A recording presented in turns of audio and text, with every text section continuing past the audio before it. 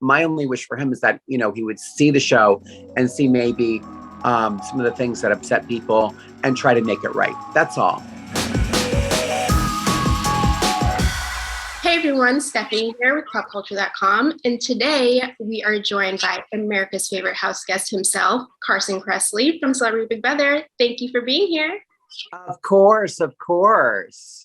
And you know, I wanted to jump right into it. You were named America's favorite house guest on the finale, so I want to know now, how are you feeling about it? Were you surprised? Did you expect it? Let me know. Yeah, I mean, there was so much going on during that live finale that the last thing I was thinking about was, oh, there's America's favorite house guest. I wonder if I got that. I kind of forgot about that being a thing, really. And then when they, you know, Julie teed it up, I was just like, oh, okay. And honestly, I had no idea because, you know, I knew people were upset that I was misled about Shayna and then had to get rid of her. So I thought, oh, people probably don't really like me for doing that. So I didn't know. So I was very surprised and pleasantly surprised to get that honor. It was really, I'm very flattered. Yeah, for sure. And I mean, you were such a positive beacon this season, I have to say. Like, you were just the entertainment factor that I think we all needed at this time around. So I was glad that you got the award there. Thank you. Thank you. And, you know, I did, of course, we have to head right into the game. At the finale, you know, we also had the outcome of who won. Misha won in an almost unanimous vote. You were one of the votes to give her the win. So I was wondering, what really played into that vote for Misha there? Was there anything specific that maybe made you vote for her right. instead of the other person, or was it, let me know the— No, I just think, you know, in the spirit of the game, we're supposed to vote for the person who played the best game. And I think that Misha did that. I mean, she was such a powerhouse. She won 3 HOH competitions. She won 2 power veto competitions. There was just nobody else who crushed the actual competition like she did. So for me, it was very easy. Mm-hmm. So it was more like a competition factor for you, or did the social game kind of play that decision? I mean, her social game was not great, honestly, because, you know, she was playing solitaire with sunglasses on a lot of the times toward the end. I was like, what's happening? Like, is this normal? But her game of being able to slay all the competitions was just so extraordinary. And then Todrick's social game was probably even worse because of, you know, the things that he was saying about people after they left the house. So people weren't really going to vote for him because of that. So she was really just the clear winner. Mm-hmm. Yeah.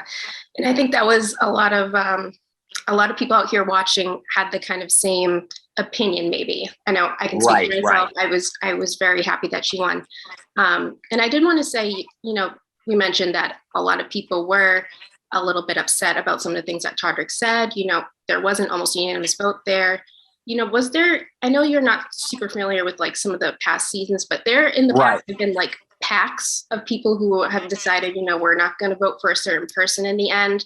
I was wondering if there was any kind of situation like that going on here, or whether it was just everyone came to the same conclusion after watching. Yeah, I think it's the latter. I think everybody got home and kind of watched the show and had time to digest it and just made their own opinions. And I think it was just, you know, basically a unanimous opinion after you watch the show. Mm-hmm, for sure. And I mean, we talked about a little bit about some of the things that Todrick may have ticked some people off, I guess, for lack of a better word.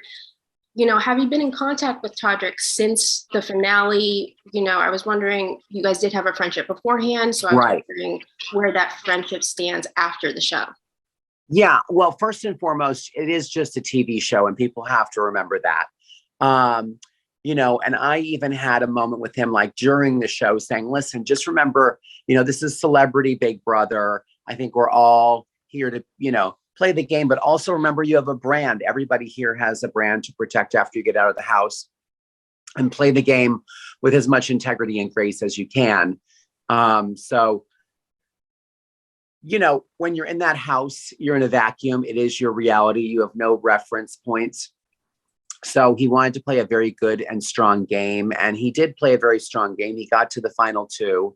And, he has my number. He's more than welcome to call me at any point. I hope he would watch the show and see,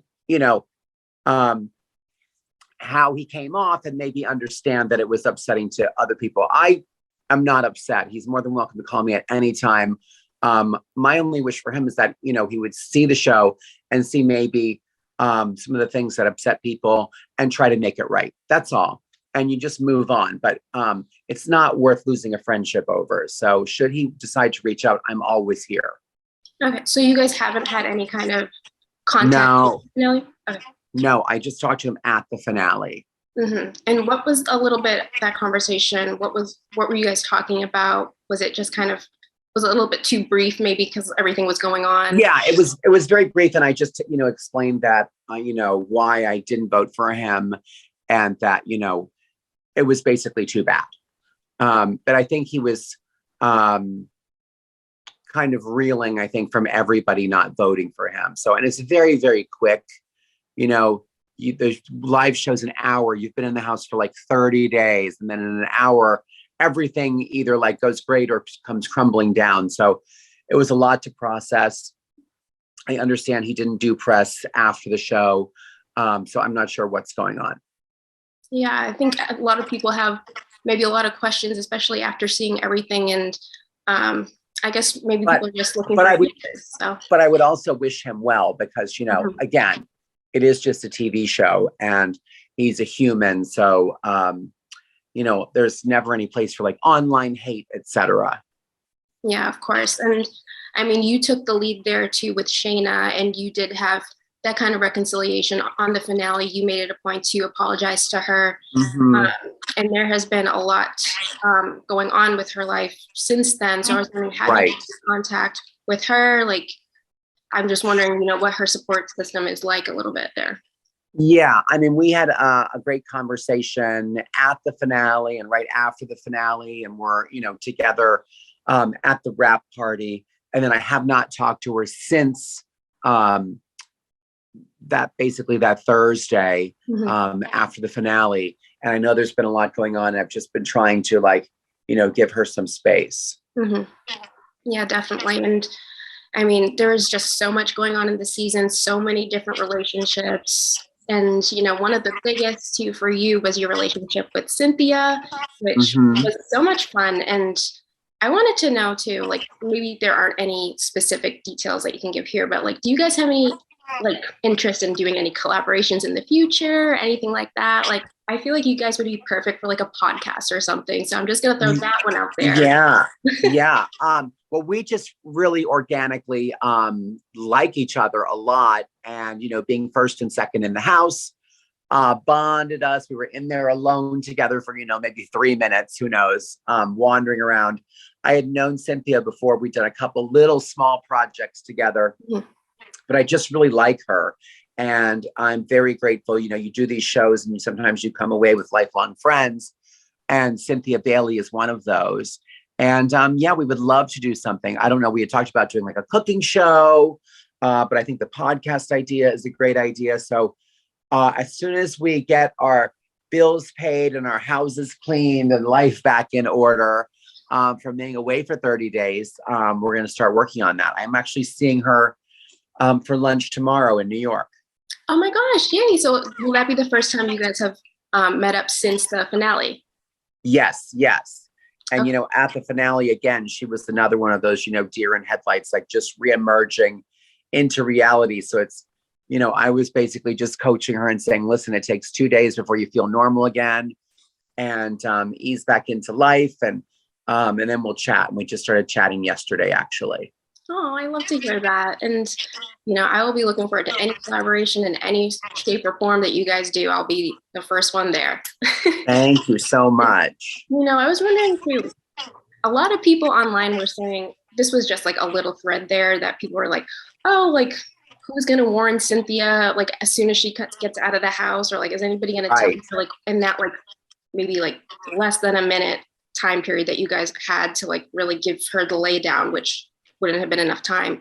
Did you ever have a moment with her before she voted, or before everything kind of went down? No, it was so quick. It was less than a minute, I would think. Like, she came out and,